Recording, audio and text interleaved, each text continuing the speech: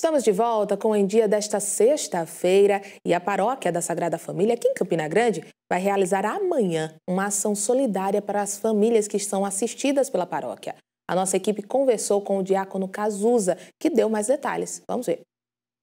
Exatamente, é um dia de festa, na verdade, com as famílias que são atendidas pela Paróquia da Sagrada Família aqui do Rocha Cavalcante. Eu estou com o diácono Cazuza, que é o diácono aqui dessa paróquia, vai contar um pouquinho para a gente. É um dia festivo mesmo, né, diácono, para receber essas famílias. Que tipo de ação será realizada aqui no sábado? Isso mesmo, nós atendemos aqui como Caritas Paroquial a 120 famílias que são cadastradas conosco, né, e que mensalmente vêm aqui na igreja receber uma cesta básica. E neste mês, que é o segundo ano por sinal, nós vamos fazer diferente. Nós vamos fazer uma ação social aqui no pátio da igreja, direcionada a essas famílias, com corte de cabelo, Hemocentro, Secretaria de Saúde, Hospital da FAP, Defensoria Pública estará aqui para atender essas famílias que vêm receber sua feirinha e que nesse dia tem um atendimento especial diferenciado para eles, né? Brincadeiras para as crianças que eles vão trazer para participar conosco. E uma manhã inteira, de 8 a meio-dia, voltado para essas famílias que sairão daqui com suas feirinhas do mês. O diácono, quem estiver passando por aqui, precisar, né, principalmente essa população que não tem tanto acesso a esse tipo de serviço, pode utilizar também? Com certeza. Se alguém precisar, porventura, por algum motivo, passar por aqui nesta hora e pedir para ser atendido, com certeza a gente vai atender, porque é uma manhã de solidariedade, de paz, né? De partilha daquilo que o Senhor nos permite ter e partilhar com aqueles que precisam. Será muito bem-vindo, pode ter certeza. É importante ressaltar também a ajuda da população, desses órgãos, dos fiéis também, que certamente devem doar muitos alimentos para cá, né? Com certeza, isso tudo acontece com a doação, né? Isso tudo que nós vamos partilhar aqui sábado, dia 28, é partilhado. Pessoas que doam alimento, pessoas que vão doar, que já estão preparando para doar o café da manhã, que será também partilhado com as famílias. E tudo que eles vão levar daqui e se servir aqui é partilha. De homens e mulheres de coração generosos que doam e vêm servir, né? Porque vai ter muita gente também aqui servindo, trabalhando, para que essa manhã seja de graça aqui na nossa paróquia.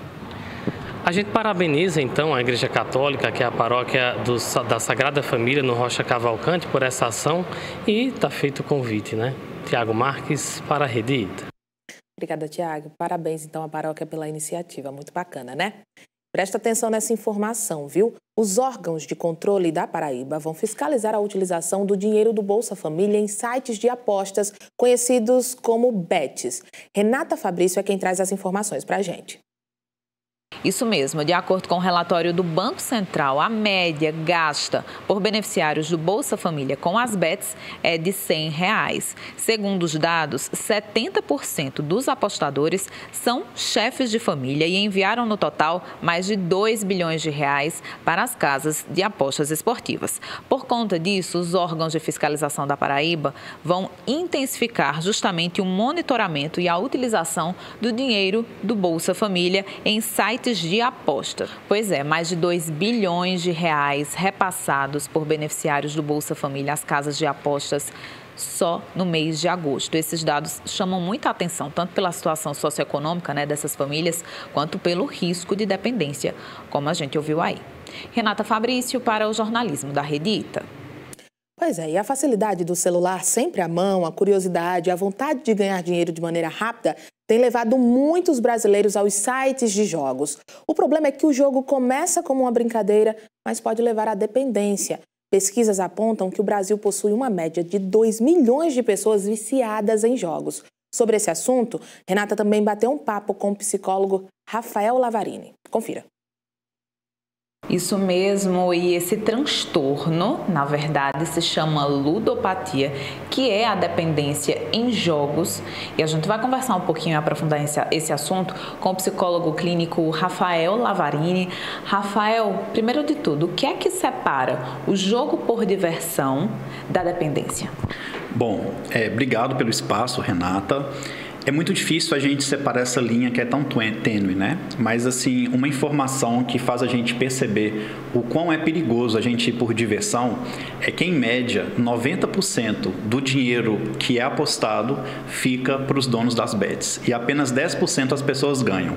Então, a pergunta que a gente precisa fazer para quem quer jogar, quem está disposto a ter isso como diversão é: você está disposto a perder dinheiro? Você tem condição de perder dinheiro? Porque dificilmente a pessoa vai ter algum retorno. Então, se você aposta mesmo que por diversão, com aquela esperança de ganhar. Mas se a estatística fala que existe essa discrepância tão grande, de 90% para 10%, é muito difícil. E, além disso, acho que o que eu sempre digo para as pessoas é o seguinte: você consegue mensurar se um ser humano que prova uma pedra de crack ou que tem contato com a cocaína, ele vai se viciar ou não? Rafael, mas é uma comparação muito longe do que é a aposta dos jogos. Mas não é longe. A ciência já mostra que a mesma região do cérebro em que a dopamina passa de pessoas que fazem uso da cocaína, que fazem uso do crack, é a mesma das pessoas que são viciadas em jogos. Então, na dúvida, não vão por diversão, porque dificilmente você vai encontrar alguém na vida que foi por diversão e não perdeu algo. E a perda é muito mais do que dinheiro, não é? A gente tem dados sobre pessoas com esse transtorno, com essa dependência aqui no país? Sim, a gente ainda não tem tantos dados completos sobre isso, mesmo porque os jogos no Brasil, eles são muito novos, essas apostas online. Eles ganharam força a partir da pandemia, mas nós temos muitas estatísticas nos Estados Unidos, no Reino Unido, que são países em que eles já têm esse hábito há mais tempo, não é? No Brasil, a gente tem alguns que são preocupantes. Por exemplo, é uma estimativa que 15% da nossa população já jogou em algum momento ou ainda joga, não é? Para você ter ideia, o Brasil é o país mais ansioso do mundo, tendo 10% da população ansiosa. Então, já tem pessoas que jogaram muito mais em apostas online do que pessoas ansiosas. E o Brasil é o país mais ansioso do mundo, né? O que o Brasil gastou no ano passado com as chamadas bets foi em torno de 53 bilhões de reais, né? Bilhões de reais. O Brasil é um dos países que mais exporta carne no mundo. No ano passado exportou 45 bilhões, menos do que se gastou com as bets. Então são essas estatísticas que preocupam, principalmente porque a gente fala de um público C, que gosta das apostas esportivas online, mas um público D e E, que fica muito ligado aos jogos do tigrinho, jogos de roleta, que tem, por estatística, uma perda ainda maior e um vício ainda mais danoso para a caixa mental, para o cérebro do ser humano.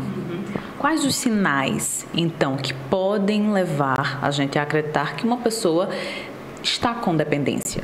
Endividamento é um deles, né? A perda financeira é um dos mais claros, um dos mais óbvios, mas existem outros sinais, como, por exemplo, a socialização. A pessoa fica mais distante da família, fica muito tempo no celular, fica muito preocupada, muito irritada, né? Ela tem dificuldade de aceitar que está jogando, que está viciada. Então, a pessoa começa a mentir muito, ela começa a pegar empréstimo, ela começa a pedir dinheiro emprestado. Então, quando a família ou a pessoa, às vezes, chega até o nosso consultório, é porque já está com endividamento muito grande, é porque às vezes o casamento já acabou. E por mais que isso seja relativamente novo no Brasil, já existem muitas tragédias acontecendo nas famílias brasileiras, não é? Tem como tratar? Tem como recuperar dessa dependência? Sim, sim. A gente sempre fala que tudo na vida tem saída, não é? E é uma equipe, né, que precisa cuidar. Não é só um psicólogo. Às vezes vai requerer um psiquiatra. A pessoa tem que ir para uma atividade física. Porque o vício em jogos, na verdade, Renata, é só a ponta do iceberg. Muitas vezes é uma fuga que a pessoa tem por um processo de ansiedade, de depressão, por uma frustração que teve na vida e que ela não conseguiu nem entender e nem ressignificar e acaba tendo essa fuga nos jogos.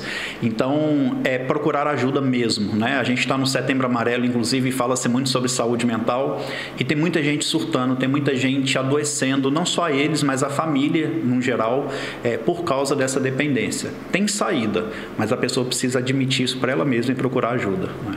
Muito obrigada pelas informações, viu, Rafael? Olha, informações interessantíssimas, né? Aprofundamos, então, aí essa história da dependência em jogos, em apostas esportivas, que está preocupando tanto aqui no nosso país.